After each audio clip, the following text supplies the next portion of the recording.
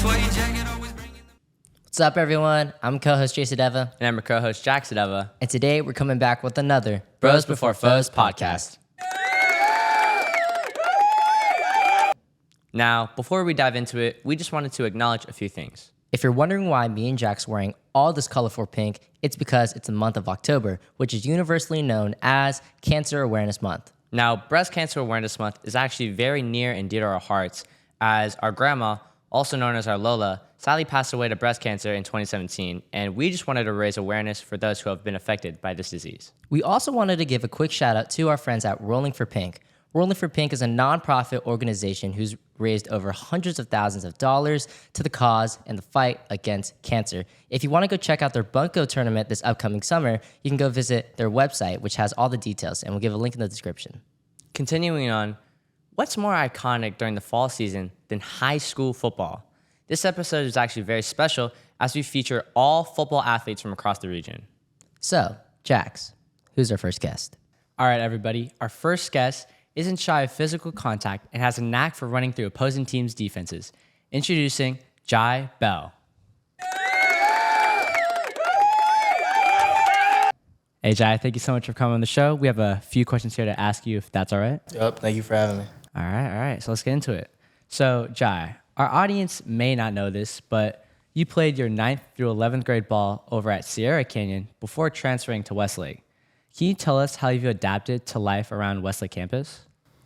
I mean, to be honest, when I knew I was coming to Westlake, I was like, oh man, I don't think I'm gonna like it that much. But to be honest, it's not that bad. It's pretty cool, and it's a very different experience than private school. I haven't really been to a public school since I was in middle school, so it's very different. Jai, as a running back, your task was one of the hardest jobs in the sport. How have you been able to push through the challenges given to you and still put out results? Yeah, when I first came, I had to realize I had to work with because it's a different program. I'm playing with a different type of line, so I had to learn how to adjust to my line. Watching film, talking to the coaches, going over defensive fronts, stuff like that, small details. I had to work on my vision a lot. This is my first year back at running back since I was a freshman. I was a corner most of the time at Sierra, so it was just getting back into it, working on my vision. I've always been naturally fast, so that's I didn't really have to work on that too much, but it was mostly my vision. What made you transition from a cornerback to a running back? So I was a running back when I was a freshman, and then I was like, you know what, I want to play receiver. I'm tall. And then I got hurt, and I don't know, I just couldn't run. I couldn't run as fast. So I was like, dang, I'm going to play a position where I can, I don't know, I feel like DB, you still have to be fast, but I could play the position better without being as fast as I usually was. So I just started playing it because I couldn't play my other positions, and then I liked it. So I was like, you know what, I'm going to stick with this. So I stuck with DB, and then when I transferred over to Westlake, they needed a running back. So I was like, all right, for sure, I'll play running back. So it's universally known that running back is one of the most important positions in football. So what inspired you to play such a tough position? It's because I started running track before I played football. I'd say track is like one of my main sports. So I was always fast. So they saw my speed and they put me at running back. And then, I watched Le'Veon Bell a lot when I was younger. And then Walter Payton, Barry Sanders, guys like that. I used to watch their highlights before all the games. I'd say those are the three dudes who probably inspired me the most to play running back. If you could play any other sport other than football, could you tell us what it would be and why? Well, I do run track. Is that all right or something? Yeah, that works. So I run track. I've been running track since I was 4. My main events are hurdles. I don't know. I just like track. I'm really passionate about track. I don't know. It's just something that I love. I mainly do long jump, high jump, but my main 2 events are 110 hurdles and 300 hurdles. So, oh shoot. That probably means you got hops, right? I do have hops, but Hurdles isn't even about hops. It's just about technique and loose hips. So, yeah. Damn. All right. So before we let you go, we're going to give you the floor to shout out any of your socials so that our audience can reach you. My Instagram is JaiBell1. My Twitter is I am JaiBell, and my TikTok is Jai Fried Rice. I love fried rice. All right, Jai, thank you so much for coming on the pod. We really appreciate it, and we wish you the best of luck. Yep, thank you. So, who's our next guest, Jace? Our next guest is an absolute stud for the Westlake Warriors, touted as a 3-star athlete with multiple offers that include Hawaii, Miami, and one of the hottest teams on the block, Colorado. So everyone, give a warm welcome to Jaylen Moore. Jaylen, thank you so much for coming on. If you don't mind, we got a couple questions to ask. My pleasure. Let's go. All right, so as one of the more talented athletes in the area, that obviously comes with a lot of pressures. But how are you able to handle those pressures and be known as one of the best players, if not the best, on the field? To be honest, the pressure doesn't really get to me. When I'm on the field, I'm like in my own world. So I just got to work, put all the work in, get to my end goal. And that's really it. Hey, man, so there's a clip of your one-handed interception against Paraclete that went viral. And honestly, I'm not going to lie. I was on the sideline, and my first thought was like, holy shit, dude, this guy's got bounce. I was like, man, that was an awesome-ass play. But getting back to it, how did it feel to make a play so incredible in one of the most crucial moments of the game? I'm not going to lie, that was crazy. Like, the environment was crazy. Coaches hyped me up, student section going crazy. It was one of the best moments of my whole high school career. I'm not going to lie. Did you know it was gonna go viral like that? When you saw the clip, were you like, oh snap, that's me? Like, when I seen a ball in the air, I knew it was going to go viral. All right, so on 247, you're listed as an athlete, so not like a designated position. But if you had to choose, would you play on the offensive or defensive side of the ball, and why? I think I play on the offensive side of the ball because growing up, that's what I always trained for. And I just started playing DB this year, so my heart is out receiver, so I'd rather play that. Do you have like a specific receiver, maybe in like the NFL, you would model your game after? Right now, I say Jamison Williams, one of the young guys. He's not playing right now because some circumstances, but he'll be back on the field. I say I compare myself to him. Hey, so you've been a very talented football player ever since you were young, receiving your first Division I offer in 8th grade. Has the sport always just come natural to you, or have you had to put in the hard work to get to where you are now? Yeah, this journey definitely came with a lot of hard work. A lot of people don't know this, but when I was younger, I wasn't that good. Like, I just got good in the 8th grade, so it was a lot of hard work to get to the point where I'm at right now. Damn. Really? Yeah. I really thought that was just a lot of people talent. don't know that. No. I was on the sidelines in young days. Hard work, though, man. Dang, that's crazy. Well, obviously, when your high school career comes to an end, what do you want to be known as? Like, what does Jaylen Moore want to be remembered as when it's all said and done? To be honest, I want to be remembered as a player who changed the game completely for the youth. Like a big inspiration to the kids. That's really it, to be honest. All right. So before we let you go, Jaylen, we're going to give you a moment to shout out your socials to any of the fans that are watching. Okay. So follow me on Instagram at WestJ, WESSSJAY. And that's really it. That's all I really use like that. I don't be on Snapchat, none of that other social stuff. That's really it. All right, Jaylen, thank you so much, and wish you the best of luck this season. Thank you. All right. So, Jax, who's our next guest? All right, everybody. Now, before we move on, we just want to mention we will always be Westlake Ride or Die. We will always rep orange and blue forever. But we just cannot ignore the talent in our area. Now, getting back to it, our next guest is a very great family friend of ours, and he's an absolute phenomenal football player and baseball player. So without further ado, introducing our first non-Westlake athlete, Max Peters. Thank you guys so much for having me. Hey, man, no problem. So we just have a few questions here to ask you, if that's all right. Let's do it. All right, let's dive into it.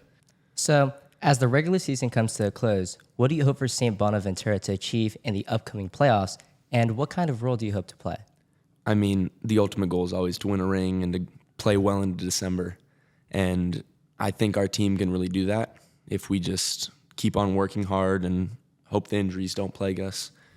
I think I can play whatever role our coaches want me to play. I can play offense, I can play defense, wherever they need me, I'll be a contributor. Now we know you're like both, you play both offense and defense, but if you had to choose like a specific part, which one would you play and why? I'd probably say defense. I've always liked to hit people and, kind of cause destruction and havoc for the offense and make them adjust their offense to stuff that we're doing as a defense. Yeah, nice. Awesome. Hey, so can you describe to us your pregame routine and how do you prepare for big games? So, as a team, what we do after school, so starting when we get out at 2:15, we go up to the field and have a little walkthrough. So we go through special teams and then offense. And after that, we have a team prayer and then our pregame meal. And then from that point on, it's kind of what we want to do up until the game. So I usually like to take a nap. It's kind of contradictory because, you'd think it would get me tired, but it kind of, I'd say, rejuvenates me for the game. So yeah, after that, I, get taped, get dressed, do all that type of stuff, listen to my music, and then it's game time. What type of music? I kind of switch off. I like my hype music, but I also like country music and kind of chill stuff every once in a while. Nice. All right, so can you tell us about a coach or mentor who's had a significant impact on you as a player, but more so a person? At St. Bonaventure, there's been one coach, Coach Ganechi. He's our head coach. He's been a great coach. He's been a great mentor as well, and he's really helped me grow and develop as a football player, but also as a man, But thinking back to my younger days, I'd say Coach Adam Goldstein, Cade Goldstein's dad. He was a really big mentor for me as a kid, going all the way back to Agora youth baseball days. We played on the Agora All-Stars together. We would go to the World Series. It was a fun time, but he's always had a really big impact on me as a player and as just a person overall. So I'd say he's been one of the biggest mentors for me. Awesome. Now, as mentioned before, you're a dual sport athlete, but has there ever been a situation where the skills in one sport directly benefited you in the other? I actually, thinking back to recently, it was this past week, we've been having some communication issues on kick returns with the ball going up in the air and our returners not being able to call off the people ahead of them. So I kind of had to help them with our, baseball aspect of, calling people off and who has priority when it comes to calling people off. So that's a recent thing that's happened. Yeah. Hey, man, now before we let you go, we're just going to give you the floor to shout out any of your socials so that our audience can reach you. All right. Well, my Instagram and my Twitter are both Max Peters with 2 R's. So make sure you check those out and drop me a follow. All right, awesome. Hey, Max, thank you so much for coming on the show, and we wish you the best of luck. Thank you, guys. Best of luck to you, too. Thank you. So, who's our final guest, Jace? Our final guest is one of mine and Jax's longtime family friends. He also played baseball with us, but now he's transitioned to a great career in football at Oak Park. So everyone, give a warm welcome to Blake Wiltfang. What's up, guys? I'm Blake. I go to Oak Park, and I play football. Blake, thank you so much for coming on. We really appreciate it. If you don't mind, we got a couple questions to ask. For sure. All right, so Blake, what position do you play at Oak Park, and what are some key attributes that you feel you have that help you play that certain role? So I play cornerback at Oak Park. I also play a little bit of slot receiver, but mostly defense. My favorite part about it is mostly the hitting. Like I'm a pretty aggressive guy, so I love getting in there in the run game as well as like shorter routes and just hitting people. So it's probably my favorite thing about it. Hey, so it's common knowledge that football isn't a one-man sport. How do you build chemistry with your teammates both on and off the field? So a lot of it is, I'd say, with summer ball. The team really gets to come together and just have time to build bonds and trust each other on the field. Without that like summer ball experience, like just getting thrown in like a couple weeks before the season, like you really don't have like that sense of camaraderie with your guys and just hanging out with them, going to the beach, hanging out at each other's houses, doing all that stuff. It really just builds the bond to be able to trust each other on the field and do our jobs. Nice. Can you describe to us the type of commitment you have to give to football? Because obviously there's off-season workouts and sacrifices you have to make as an athlete, but of course, in order to be better. So what types of commitments have you made to your football team? So my freshman year, I made the decision not to play baseball anymore. I've been full football all 4 years of my high school career. And then also just like the hours that you put in the summer and also during the school year, I mean, you got to just be dedicated. Like you really have to get all your ducks in a line, like with schoolwork and still saving time to be able to be like social and everything. So, I mean, it really just takes a lot of effort just to make sure that you're planned out and that you've got everything, like, I don't know. Like, you got to make sure that your time and your effort is put into the right places.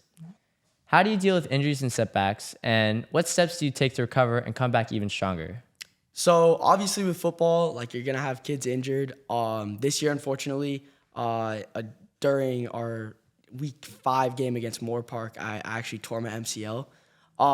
So in the 3 weeks since I've had that injury, it's just been a lot of PT and also a lot of just staying optimistic. Like with a knee injury, like you could very quickly go down the rabbit hole of I'll never play again. Oh my gosh, what's going on?